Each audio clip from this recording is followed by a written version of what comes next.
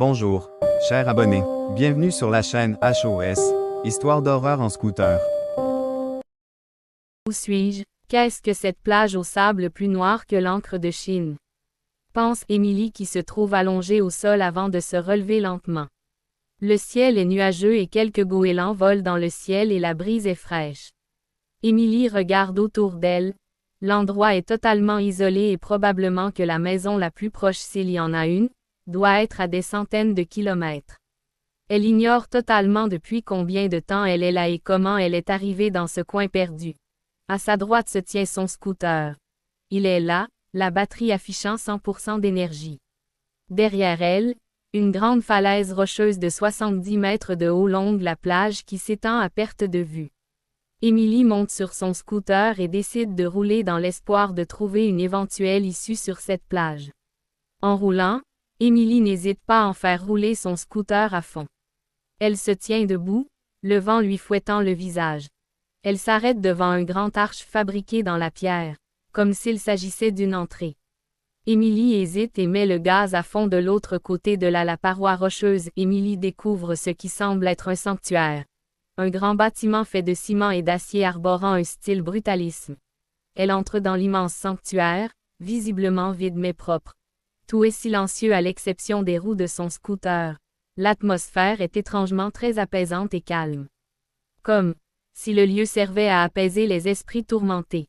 Elle tournait dans un couloir et décidait de filer à pleine vitesse. Son scooter ne tarde pas à dépasser les 142 km/h. Elle roule en ligne droite, pendant ce qui lui semble être une éternité. Le couloir, d'une route cathédralique, lui donne l'impression d'être infini. Après ce qui lui a semblé être une éternité, Émilie débouche sur une vaste pièce sur grande galerie intérieure. Des bancs de bois et en pierre se trouvent à divers endroits. Du coin de l'œil, Émilie aperçoit une jolie fontaine de 40 mètres de haut, faite en marbre noir. Intriguée, Émilie s'appelle descend de son scooter pour mieux regarder. Soudainement, un bruit dérivé elle, la fait sursauter et se retourner brusquement. Cependant, elle constate qu'il n'y a personne autour. Avait-elle halluciné?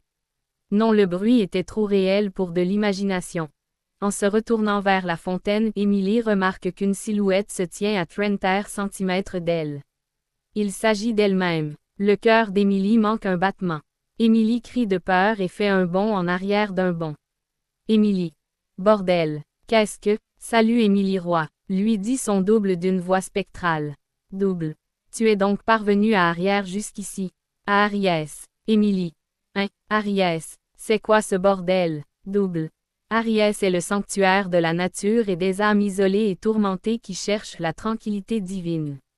Émilie sort sa vapote et tire un coup, tentant de rationaliser.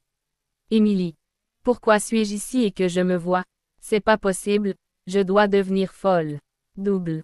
Tu devrais déjà savoir, le pourquoi tu es ici, je suis ici. Tu es tourmentée. Le double n'a pas le temps de finir sa phrase. Émilie éclabousse son double, qui disparaît en fumée, une fumée noire. Sans perdre une seconde, Émilie se précipite sur son scooter et part à pleine vitesse. Elle a un très mauvais pressentiment.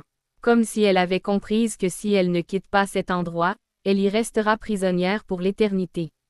Émilie. Soudainement l'atmosphère qui était paisible, devient radicalement oppressant. Des cris et des hurlements d'esprits tourmentés se font entendre. Émilie fonçait à pleine vitesse dans le couloir. Elle regarde son compteur. 134 km/h. Émilie descend un large escalier en colimaçon. Devant elle, à environ 60 mètres, se trouve la sortie. Sans SY penser à deux fois, elle active le mode sport plus de son scooter et part agilement en roue arrière. Son compteur affiche 165 km/h.